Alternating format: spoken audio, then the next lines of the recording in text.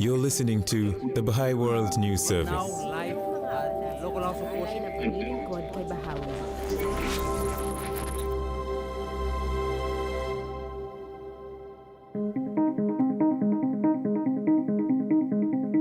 In this episode, we hear from Dr. Ilya Shodjaee-Zrudlo, exploring how Baha'i moral and spiritual education programs in Canada are enhancing the consciousness of young people to live a more coherent life. He draws on experiences as a collaborator of Baha'i training institutes in Montreal and as a member of Wordswell Association for Community Learning, a Baha'i-inspired organization in Canada that empowers youth to develop their academic, intellectual, and moral capacities while contributing meaningfully to community transformation. From the Baha'i World News Service, this is Insights from the Field, a podcast series that explores experiences from Baha'i efforts to contribute to social progress, from the grassroots to the international level.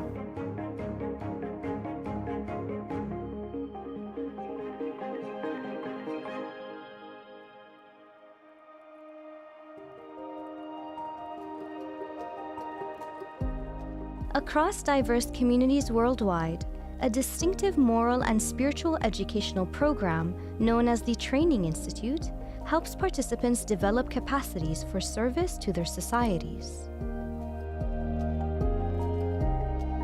The programs of the Training Institute largely revolve around, you could say, moral education with the aim of spiritual empowerment. They help participants reflect on concepts such as love, sacrifice, detachment, universal education, and really reflect on very profound ideas, their purpose in life and the nature of service. And these different themes find expression then in practical daily life and also in acts of service to one's community. The network of training institutes in Canada was established in the 1990s in order to really respond to that desire of these populations to contribute to the betterment of their communities and the shaping of their societies so that their communities would be places where children can develop certain capacities and powers, where their minds can be nurtured and their hearts. This network of training institutes gathers groups of people of all ages, really, together in small groups, and they look at various principles and teachings from the Baha'i faith, such as the equality of men and women, consultation, universal participation, education. They consider these themes and they try to learn about how to apply them to their communities and the betterment of their immediate surroundings, whether it's a campus, a university, or a neighborhood, or a smaller town, all the different realities across Canada. And there are individuals in every region learning about the improvement of their surroundings, both in its material and spiritual dimensions. So I assist this network of training institutes really with a focus on young people, helping them think about their stage and period of life and the enormous potential that resides in them for social transformation. One of the principles that's very important for these institutes is the principle of learning in action. So beyond study, there's a whole component of service in the community as well. That's part of these different groups that come together to explore concepts. And there's an effort to try to relate these concepts to one's reality. Again, whether it's a campus at university or a neighborhood or a school or whatever it is.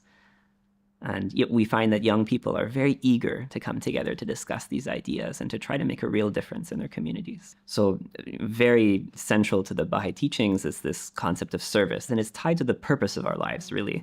Through service, we're able to achieve both individual, intellectual and spiritual growth, and also contribute to the betterment of society.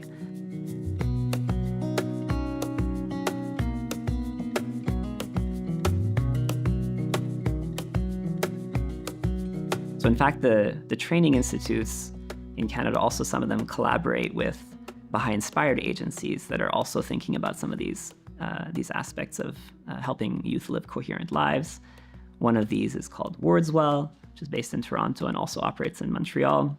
And Wordswell also is working closely with these same youth that the Institute is working with, collaborating to try to learn about how, what kinds of capabilities do these young people need in an urban context in North America in order to really become promoters of the well-being of their communities. By attending the programs of the Institute, they develop certain spiritual capacities and capacities directly related to serving their communities. And then Wordswell is also helping them think a little bit about some of these other dimensions of their lives. Provides a mentoring component as well, ensuring that these young people have someone a bit older, wiser, who can maybe help them make some of their decisions and think through some of the aspects of their lives very closely. And that kind of support seems to be very essential for young people, having someone a little bit older who they trust, who's able to really think with them carefully about their decisions and bring spiritual principles to bear on some of their decisions that they're making, so that they don't find themselves just reacting and with poor judgment. So really building this capacity to reflect on spiritual principles such as unity and justice and service and coherence in order to craft a life that really can create a difference in one's community and contribute to its material and spiritual prosperity. We actually spend a lot of time talking with the young people about a vision of their future neighborhood. So we try to imagine it together and sit together. And it really helps them because sometimes, because of comments they hear from others or impressions they get from their parents or neighbors and so on, they think of their community as a place that I have to get out of. Like I have to get out of this neighborhood. And they see it as a place to kind of move on and leave. But then to be able to develop a vision of your community which is spiritually and materially prosperous, what does it look like? What do the schools look like? What do the streets look like? How do these places become places of great beauty? What strengths exist in our community that we can build on in order to really contribute to its transformation? That kind of conversation stimulates a different sort of perspective and helps young people see that, well, maybe it's worth it to try to really see what I can do. It helps them even maybe orient their studies. Some of them might decide that, well, maybe I should study. I see that there's a need in my community. A lot of the young people don't understand math. Maybe I should become a math teacher. So we've had young people also come to these sorts of conclusions. So we're seeing this now growing movement of young people who are really trying to center service in their lives and make all the decisions, related to their lives around this theme.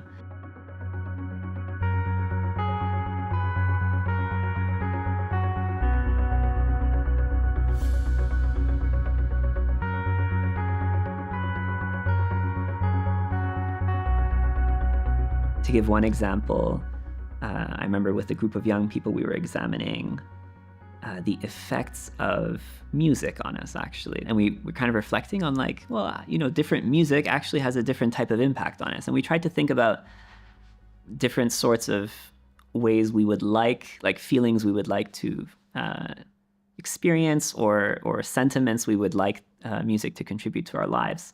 And we were trying to think, the text helps us reflect on what kinds of music would help you feel solidarity with the oppressed, for example, or what kind of music would help you feel feelings of love for one's community and so on. So different sorts of things like that. And the young people were very unused to thinking about, music could be uplifting like that and so on. And we had a very interesting discussion about the content of a lot of music that we were exposed to or listened to. And I remember after the session seeing one of the youth with her looking on her device, and then I was asking her, what are you doing? She said, I'm going through and deleting certain songs that I don't think are really helping me, So I saw that the conversation we had kind of empowered her to be a bit more judicious with her choice of the kind of media she's exposed to in terms of music. The approach of the programs of the Institute generally is not to tell youth, do this, don't do this, and so on, but actually to help them understand the consequences of their actions and also the effect of different forces around them, and to understand really the forces they're interacting with.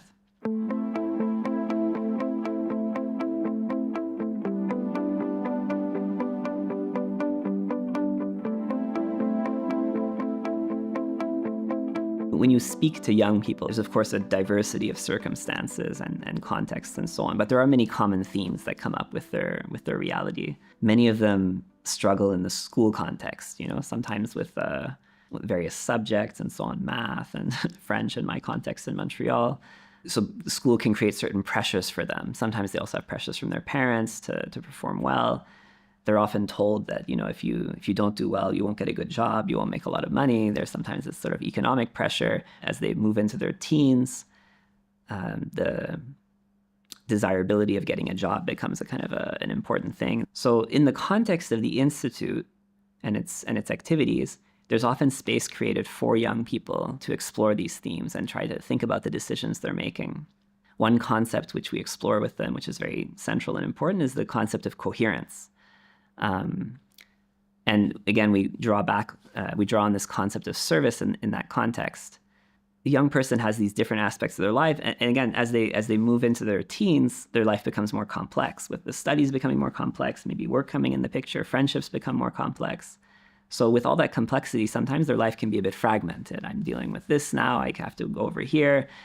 Do I pay attention to my family or to my work or to my studies or to volunteering in the community or whatever it is? But assisting young people to really reflect on this central notion of service and how service can help us create a coherent life in all its different dimensions. So, trying to serve my family, for example, and contribute to my family will be a way of also ensuring that I do well in school. And if I do well in school, I can better contribute to my family and I can serve better. And if I'm spending time serving my community, I'll also develop certain intellectual capacities and spiritual capacities that'll make me a better son or daughter or cousin or nephew or whatever it is. So as young people are assisted to see these links between these different aspects of life that are sometimes fragmented or placed in opposition to one another, dichotomized, that kind of conversation is really important for young people. So some of our materials help them explore these concepts with their peers and think together.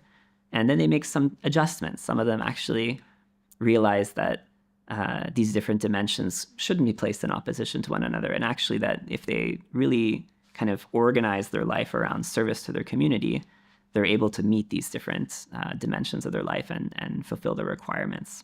So we see young people now moving through the Institute's programs who are dedicating a lot of time to the betterment of their communities. Then you see this young person who, one night a week is gathering with their friends to study certain content that helps develop their language abilities and scientific capacities. Another night of the week is studying with their friends, helping each other with their homework and their subjects. Another night now they're helping their younger peers, children and adolescents, with their school subjects. And then they're also gathering some children to teach them more, having a moral education class with them. And they're also socializing together, spending time. So just, in a matter of a week, doing many, many different things and attending to different aspects of their lives and really thriving in that context. I've been working recently a lot with families of young people, closely consulting with parents. And we've been exploring this idea that, if we want our teenagers, our children to be serving and have a life of service, every member of the family should really be involved, ideally, in serving others. So this has been a topic of conversation among some of the families, how every member of the family can contribute to the betterment of the community in some way. So with the youth group I work with, for example, one of the fathers, he's in information technology and he loves coding and so on. So then some of the youth in my group are very interested in coding. So his wife encouraged him, you should start a coding class for the adolescents in this group. So then once a week he was gathering these young people and they were learning a little bit about coding. And this, the mother was sharing how it's so wonderful that, every member of my family is able to serve. And it's like a good example for my son then, who also is like learning to look at the needs of his community and offer it. So this idea that through service, we really develop more unity as a family. So this has been a theme sometimes among some of the families. Sometimes when all of our attention is poured on our own children only, it reflects a kind of a narrow interest. We want our children to serve others, but because we're only focused on their development, it's not necessarily conducive to them having a vision of a family that serves others, actually. There's much to learn still, but already in the pattern that's being generated at the grassroots in communities, in community after community really across Canada, we see that a pattern can be created and an environment where young people really rise to the occasion and dedicate a great deal of time and effort to the betterment of their communities and whole families really contributing. And in that pattern, you see glimpses really of what our future communities could look like.